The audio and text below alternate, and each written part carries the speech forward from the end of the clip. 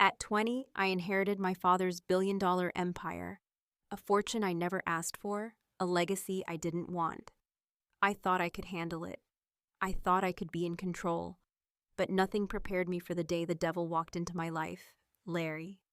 A man with eyes like fire, a presence that could break mountains, and a past that could shatter mine.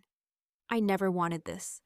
I remember standing there, in my father's office, his chair too big for me, feeling smaller than I had ever felt. The weight of the empire pressed down on my shoulders, the inheritance, the legacy, the expectations. I was only 20, barely out of my teens, and yet I was expected to lead one of the largest global corporations in the world. It felt like an unfair joke.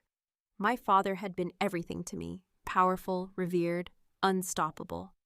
But now, standing alone in his massive office, it all felt like too much. My father's name echoed in every corner of the world, and I could feel the eyes of millions on me, waiting for me to either rise or fall. But it wasn't the empire that terrified me. It was the knowledge that my father had always protected me from this life, from the ruthless world that awaited me. He'd always been my shield, and now he was gone. The shock of his death still clung to me like the last traces of a nightmare. One minute, I was celebrating my 20th birthday in Paris. The next, I was sitting in the cold, sterile room of his lawyers, learning that everything, his companies, his wealth, his entire legacy, was now mine to carry. I didn't want it, not now, not ever, and yet, here I was alone, fumbling with the weight of it all. I tried to push the thoughts aside, focusing on what needed to be done. The board meetings, the acquisitions, the legal messes, I had no business handling. But there was one thing, one man, who kept pushing himself into my mind. Larry. Larry had been my father's right-hand man for years. Cold, calculating, and ruthless. He had always been a shadow in the background, never the spotlight. My father trusted him implicitly. He had always warned me about him, how dangerous Larry was with beautiful women, how women fell for him. But he never said why. I didn't know much about Larry beyond his cold exterior, the way he carried himself, always in control, always a step ahead of everyone. His icy blue eyes never showed emotion, but I could always feel him watching, studying, waiting. He was the last person I wanted to deal with now. But here he was, right at the edge of everything, and I had no choice. I had inherited everything, but at what cost? I closed my eyes, trying to silence my racing thoughts. I couldn't focus well. There were more pressing matters, but the second I opened my eyes, there he was, standing in the doorway. The devil himself, Larry, he was always there to help in any possible way. He stepped into the room with that same confidence, that presence that seemed to swallow everything around him. Larry. He stood there in the doorway, tall, broad-shouldered, dressed in a black suit that screamed power. His jaw was clenched tight, his lips set in that familiar line that made my heart skip a beat, and not in a good way. Every muscle in my body tensed, as if I were about to confront a wild animal, one that I knew could devour me whole. Miss Montgomery, his voice. That deep, smooth voice that always seemed to wrap itself around me like a thick, suffocating fog. We need to talk. I knew better than to look away from him, but everything about him made me want to run. I knew what he was capable of, how ruthless he could be. My father had warned me about him in ways that were always vague, always cryptic. But even now, knowing that Larry was a man who had built his own empire within my father's shadow, I still didn't know what to make of him. I turned away from the window, feeling his eyes follow every movement I made. The weight of his gaze was like a brand on my skin, and it made my insides churn with a mixture of fear and something darker, something I couldn't quite name. "What do you want, Larry?" I asked, my voice coming out sharper than I intended. "I came to offer my condolences," he said, his expression unreadable. "But more importantly, I came to help you. You're going to need it." I wasn't sure if I wanted his help. I didn't trust him, not in the way my father did. My father had believed in Larry, placed him in charge of the most delicate parts of his empire. But now, standing in front of me, He felt like nothing more than a vulture waiting for a chance to feast. "I don't need your help," I replied firmly, hoping my words would sound stronger than I felt. He stepped closer, not giving me any space to retreat. "Don't be so sure, Eva. This isn't a game anymore. It's real, and you're in over your head." For a split second, I saw the mask slip, and I caught a glimpse of something that made my heart race. Was it fear, or was it something else? Something I couldn't read, but I quickly brushed it off, telling myself I was imagining things. Larry was a businessman, a cold-hearted one at that. He didn't care about my fears. "I didn't ask for this," I said, my voice barely above a whisper as I fought against the rising tide of panic. "I didn't ask to inherit everything. You think I wanted this life? You think I wanted this?" I gestured to the room, to the walls that felt like they were closing in on me. "This prison?" He watched me quietly, his gaze softening just a fraction. "I know, but your father trusted you with everything, Eva. He believed you could handle it." There was something in his eyes now, something that didn't feel like contempt. It was almost as if he was waiting for me to prove something, waiting for me to make the next move. But what was it? I shook my head. "I'm not like him," I said, swallowing the lump in my throat. "I'm nothing like my father." Larry's lips curled into something between a smile and a sneer. "You're more like him than you realize," he said softly, his voice calm. "And whether you like it or not, you're going to need me to help you steer this ship. We're in this together now, Eva, whether you admit it or not." I couldn't breathe. I didn't want to need him, but something about the way he said those words, the way his eyes pierced into mine, made my resolve start to crumble. "You think I need you?" I whispered, my voice faltering. "I know you do," he replied, his gaze intense. "And I'm not just talking about business, Eva." I stared at him, feeling a chill run down my spine. His words hung in the air, heavy and charged with an energy I couldn't quite understand. There was more to him than just the business, but I couldn't allow myself to focus on that. Not now. I backed away, my heart pounding in my chest, my breath shallow. "I don't need you," I repeated, though my voice lacked the strength I needed it to have. Larry didn't move. He just stood there watching me, his eyes unreadable, almost calculating. And as the silence stretched between us, I couldn't help but wonder if I was fooling myself. Could I really handle this empire alone? Was Larry right about me being in over my head? He seemed to sense my hesitation. "Take your time," he said, his voice softer now, almost soothing. "But know this. You'll need someone to keep you from sinking, Eva. The world is about to get a lot more complicated, and you're going to need allies." And with that, he turned and walked out of the room, leaving me standing there, unsure of what to do next. As the door closed behind him, I realized one thing for sure. Larry was the last person I wanted to rely on. But deep down, I also knew he was the only one who could help me navigate this treacherous world my father had left behind. I wasn't ready for this life. Not now, not ever. My father's empire, the board meetings, the numbers, the pressure, it all felt like a foreign language to me. I had spent my entire life pampered, shielded from the harsh realities of the business world. I had never imagined a future like this, one where I'd be expected to step into my father's shoes, to wear the weight of his legacy like a golden crown. But I wasn't ready for any of it. So I ran back to what I knew, back to the life I was comfortable with. A life full of champagne, parties, and meaningless nights that blurred into one another. The kind of life that was easy, where the only thing I had to worry about was which club to go to next, which designer dress to wear, or which man to flirt with. That was my escape. Or at least that's what I told myself. I threw myself into it all, dancing till the early hours, drinking till I couldn't feel my feet, laughing with friends who didn't care what I was running from. I had it all, the luxury, the parties, the endless supply of clothes, jewelry, and anything else my heart desired. But as the nights wore on, it became clear that nothing was going to fill the emptiness gnawing at me. Austin was always by my side. He was my best friend, my partner in crime. We partied together, laughed together, and shared secrets no one else would understand. He was my escape, just like the champagne, the flashy cars, and the nights that seemed to stretch on forever. We didn't talk about anything serious. There was no need to. We had fun, and that was enough. Or at least, it was supposed to be. But something inside me was changing, and I hated it. One night, after a long, wild party that stretched into the early hours, I found myself stumbling into a board meeting. I was drunk, maybe more than drunk.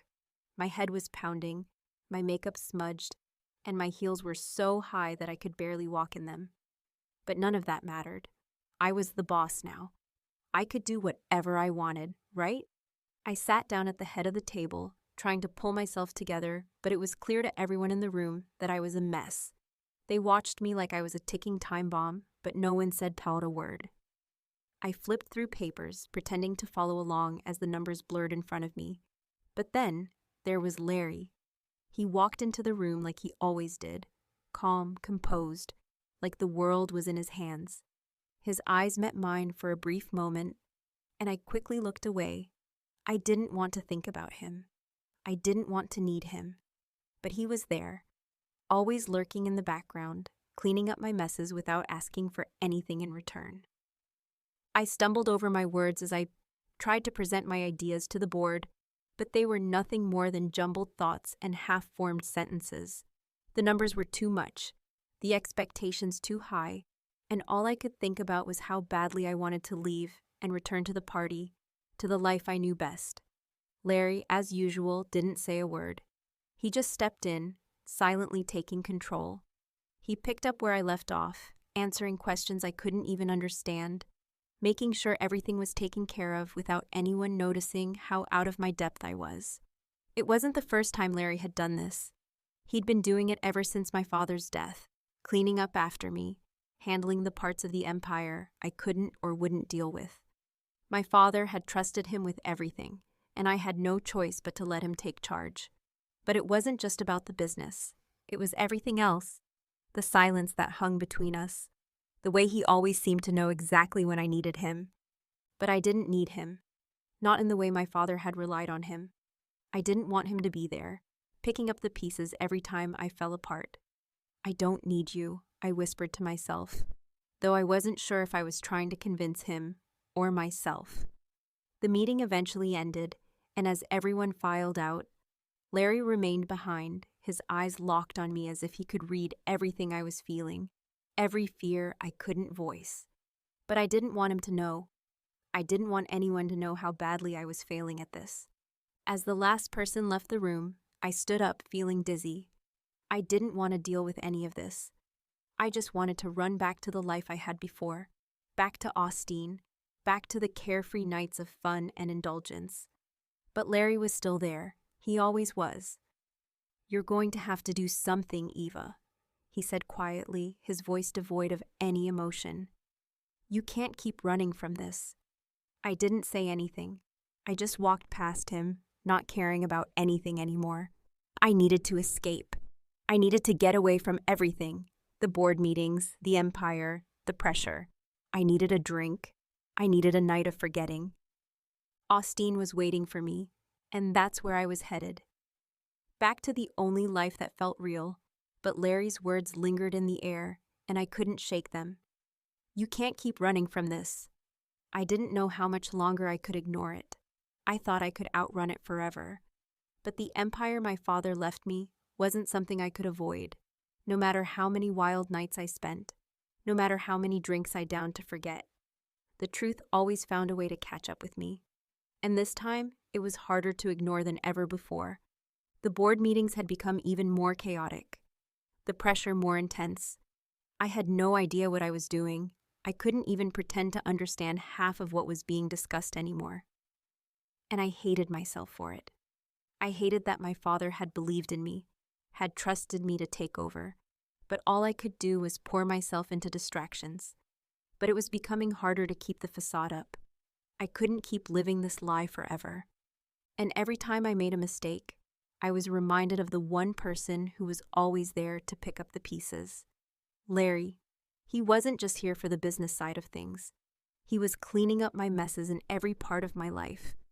And every time I fell apart, he was there, watching, waiting, ready to step in, But I couldn't let him in, not in the way my father had trusted him. I didn't want to lean on him. I didn't want to depend on him for anything. But I couldn't deny that I was starting to. It was a Friday evening when everything came to a head. I had gone out, again. A night with Austin, my partner in crime, the one who knew how to keep me distracted.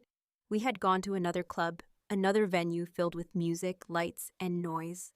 I should have known better, but for once, it felt good to be lost in the crowd, to not have to think about my father's empire or the responsibilities waiting for me the moment the music ended.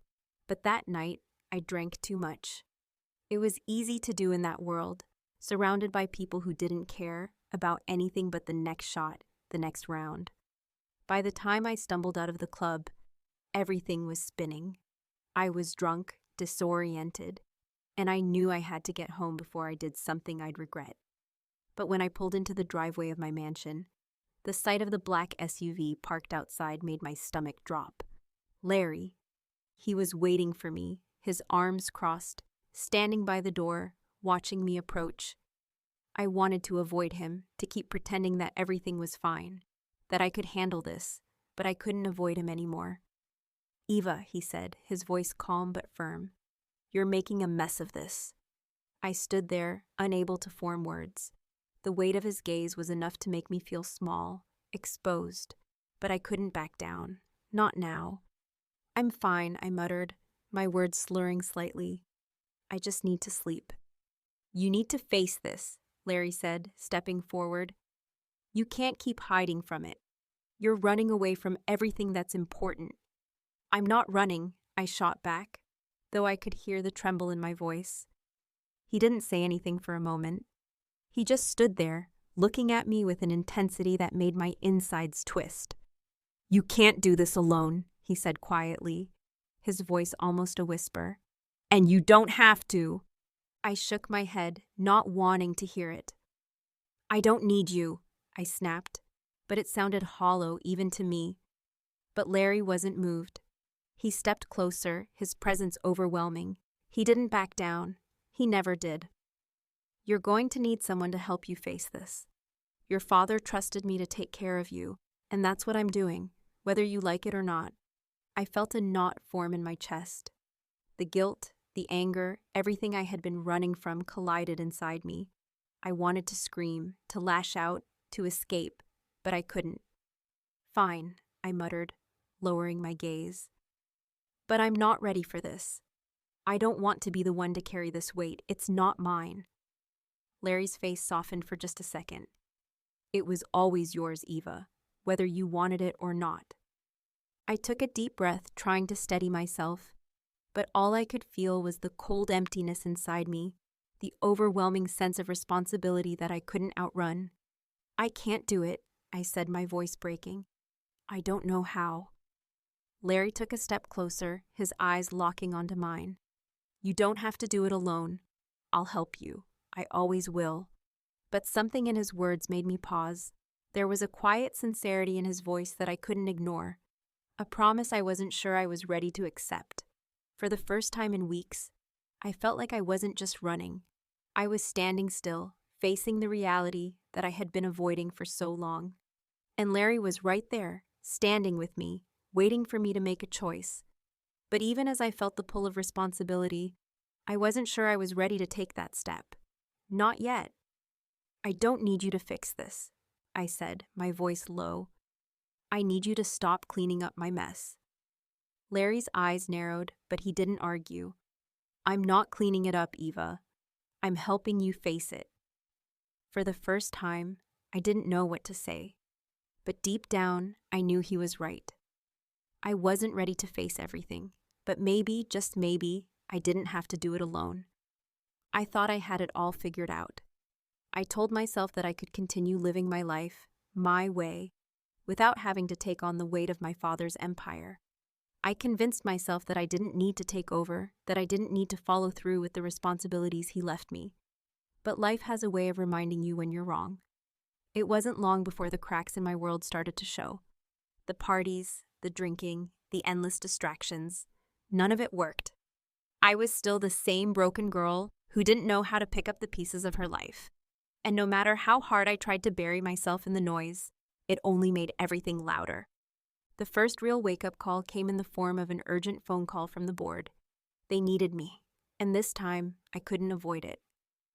I walked into the boardroom late, a little too hungover, with a fake smile plastered on my face. I was still trying to piece myself together, still trying to convince everyone, including myself, that I could handle this. But the moment I sat down at the head of the table, the weight of it all hit me like a ton of bricks. I was the CEO. My father's empire was now mine to run, whether I was ready or not. The room was filled with sharp eyes, waiting for me to take control. They were all expecting me to be this confident leader, the one who would step into my father's shoes and continue his legacy. But I wasn't that person. I wasn't even close. Larry was there, of course. He was always there, like a silent shadow watching over me. He was the one who picked up the pieces when I couldn't. He had been doing it since the moment my father passed away, and now I was starting to see just how much I relied on him. It was supposed to be my moment. My chance to step up, to prove I could handle this, but I felt lost, like a child wearing grown-up shoes. I opened my mouth, but the words didn't come out the way I wanted. The board members were waiting, but all I could think of was the weight on my shoulders, the expectation, the pressure.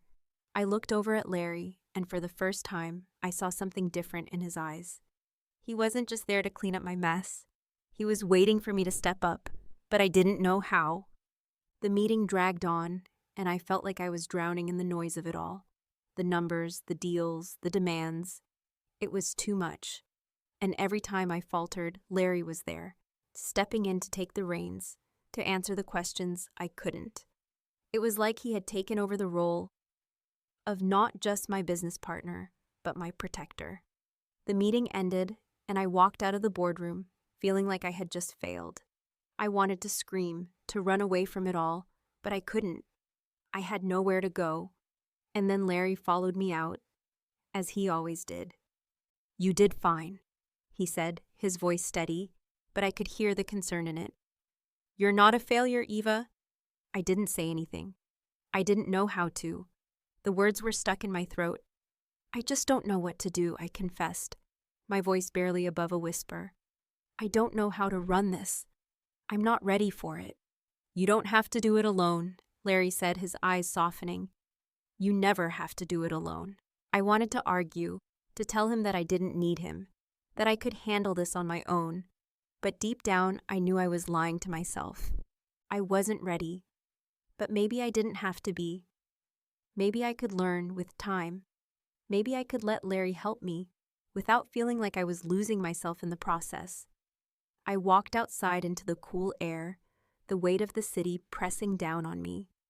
It was a strange feeling, this mix of wanting to run and wanting to stay, of feeling both trapped and free at the same time. I looked at Larry standing next to me, his hands in his pockets, waiting for me to make the next move.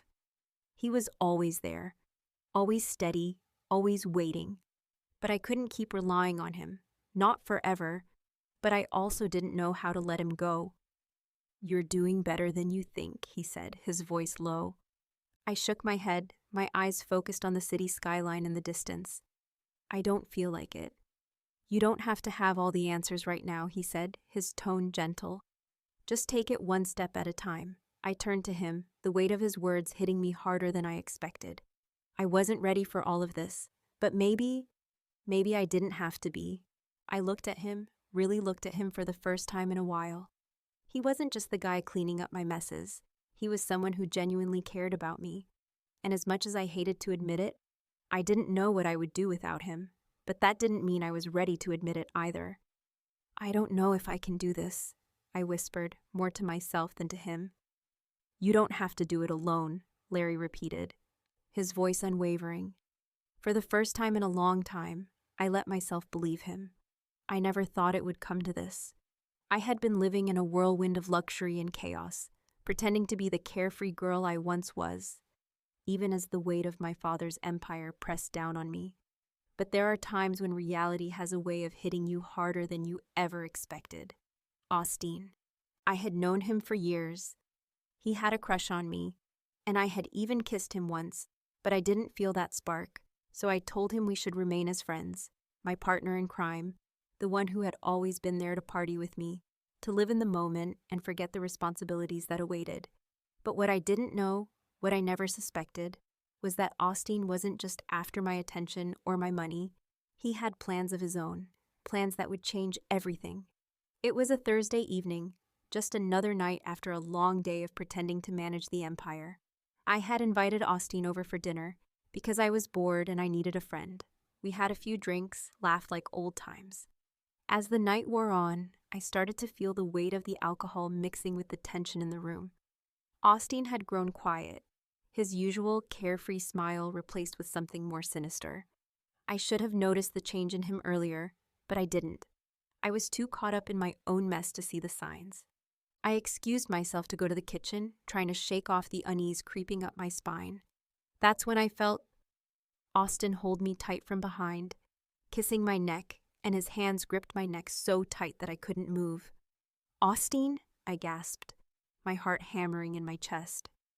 "Shut up, Eva," he hissed, his breath rancid with the scent of alcohol.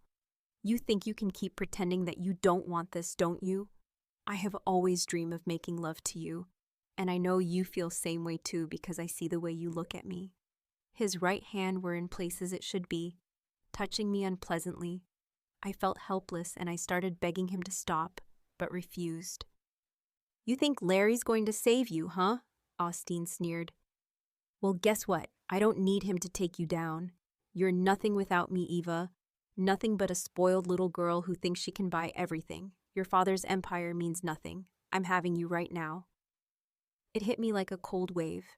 My heart raced, and my vision blurred. This wasn't just about money. Austin had been playing me, using my naivety against me all along. I tried to move, to fight, but he shoved me back hard. I stumbled, the world spinning around me as the weight of the situation sank in.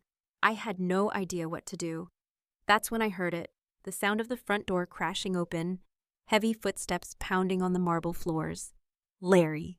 Austin didn't have time to react. Larry was there, faster than I could blink, his hand gripping Austin's arm, yanking him away from me with frightening strength. "What the hell do you think you're doing?" Larry's voice was like ice, but there was something else in it, something darker. Austin laughed nervously, trying to pull away from Larry's grasp. "You're too late. She's already mine, Larry." But Larry wasn't fazed. He tightened his grip, pulling Austin toward the door, shoving him out of the mansion with ease. "You don't belong here. You never did." The sound of the door slamming shut echoed in the silence of the room, leaving me breathless. I stood there dazed, my chest tight, trying to process everything that had just happened. "You okay?" Larry asked, his voice softer now as he turned back to face me. I couldn't speak. I could only nod. Though my hands were shaking, my legs barely able to hold me up. "I knew something wasn't right," Larry continued, his eyes never leaving mine. But I didn't think he'd go this far. I felt a rush of gratitude, mixed with confusion. How had Larry known? Why was he always there when I needed him the most? I don't know what to say," I whispered, my voice trembling as I looked at him. "I never saw this coming, Larry. He was my friend, or at least I thought he was." "He wasn't," Larry said, his tone firm. "You've been trusting the wrong people, Eva, but you don't have to face this alone." I swallowed hard, feeling a lump in my throat. My chest felt heavy, and my mind was spinning with a million thoughts. But one thing was clear now. I wasn't just afraid for my empire. I was afraid of losing Larry, the one person who had stood by me through all of this. "Thank you," I whispered, stepping closer to him. Larry's eyes softened as he looked at me. "You don't need to thank me. I'll always be here, Eva, no matter what happens." For a moment, the world around us seemed to fade away. It was just the two of us standing in the middle of the mansion that was my inheritance, my legacy. And in that moment, I realized something. I had fallen for him. I wasn't ready to admit it, not yet. But Larry was more than just the man who cleaned up my messes. He was the man who had been there when no one else could, the one who had held my world together when it was falling apart. And for the first time, I wasn't afraid to face the truth. The silence between Larry and me in the aftermath of the chaos felt almost deafening. The mansion, once filled with the sound of my father's footsteps and laughter, now seemed to echo with an emptiness I couldn't escape. Austin was gone, and yet I felt like I had lost something deeper, something I couldn't even name. Larry had always been there, always ready to protect me, to clean up my messes. But tonight, as I stood there, staring at the remnants of my life, I realized something that terrified me. It wasn't just gratitude I felt for him anymore. It wasn't just the overwhelming relief that I was safe. It was something far deeper. Larry was my anchor, the one constant in a life full of chaos. The weight of it all finally hit me, the weight of the empire, of the legacy my father had left me. But it was more than that. It was the weight of my own feelings for the man who had been standing by my side all this time. The man who had held my heart together even when I had refused to acknowledge it. And now, with everything crashing around me, I couldn't ignore it any longer. I turned to face Larry, my heart pounding in my chest. He was standing near the window, looking out over the city, his jaw clenched, his face etched with concern. He had saved me again. But I realized now that it was more than just saving me from physical harm. He had been saving me from myself. "Why?" I asked, my voice barely a whisper. "Why are you always here for me, Larry? Why do you keep cleaning up after my mess?" Larry turned slowly, his eyes meeting mine with a depth I couldn't fully comprehend. He didn't speak right away. He didn't need to. There was an unspoken understanding between us. "Because you matter, Eva," he said, his voice low and steady. "You mattered to me, more than anything." His words sank into me, deep into the very core of my being, like a seed taking root. I had always known Larry was there for me, but I had never truly understood what it meant until now. I took a step closer to him, my heart racing with the weight of what I was about to say, the truth that had been hiding behind my walls, behind my distractions. "I'm not the person I should be," I confessed, my voice trembling. "I've been hiding, running from everything, my responsibility, my feelings, you." Larry didn't speak. He just stood there watching me, waiting for me to find the words. "I'm scared, Larry," I whispered, taking another step forward, my eyes never leaving his. "Scared that I'll lose everything. Scared that I'll ruin what my father has ever built." Larry's eyes softened, and for the first time, I saw the tenderness in him that had always been hidden behind his stoic exterior. He walked toward me, his steps slow, measured, like he was giving me the space to breathe, to feel. "You haven't ruined anything, Eva," he said, his hand gently reaching out to cup my cheek. "Not with me always behind you. You could never ruin the empire because I believe in you. I've always been here for you, and I always will be, no matter what." His touch was electric, a spark that shot through my skin, igniting every part of me that had been numb for so long. I had spent so much time running, so much time hiding from my feelings, from him. But now, standing here with him, I realized something I had been too afraid to admit. I loved him. It wasn't the fleeting affection I had felt for Austin. It wasn't the desire that I had tried to push aside. It was something deeper, something that settled in my bones and made everything else pale in comparison. I loved Larry, not for what he could do for me, but for who he was, for the way he had always been there, the way he had cared for me even when I didn't deserve it. I let out a breath, the words slipping from my lips before I could stop them. "I love you, Larry." There, I had said it. The world didn't stop. The city outside didn't freeze in place, but in that moment, everything shifted. The fear, the uncertainty, all of it fell away. Larry's expression softened, his thumb brushing over my cheek, wiping away a tear I hadn't realized had fallen. "I love you too, Eva," he said, his voice thick with emotion. "I always have." And just like that, the walls between us, the barriers I had spent so long building, started to crumble. He pulled me into his arms, holding me close, the heat of his body grounding me, comforting me in a way I had never known. The chaos of my life, the uncertainty of my future, seemed to melt away as I wrapped my arms around him. For the first time, I didn't feel like I was drowning. I'm scared of what comes next, I admitted, my voice muffled against his chest. But I don't want to face it without you. You won't have to, Larry whispered, his voice steady and sure. We'll face it together. We'll build this empire together. You don't have to do it alone. I looked up at him, my heart swelling with the weight of his words. You mean it? I asked, my voice barely a whisper. I mean it, he replied, his eyes burning with intensity. You're not alone anymore, Eva. And neither am I. You're my everything. In that moment, I knew this was real. This was the love I had been running from, the love I had been too afraid to embrace. But now that I had it, I wasn't letting go. And neither was Larry. As his arms tightened around me, pulling me closer, I could feel the rapid beat of my heart echoing in my chest. The air between us seemed to thicken with unspoken words, emotions we had both been hiding for far too long. The world outside, the empire, the pressures, they all melted away in that moment. It was just Larry and me. His hand gently cupped my face, tilting it toward him as he leaned in, his breath warm against my skin. I saw the question in his eyes, the hesitation, the respect. He wasn't going to move forward unless I was ready.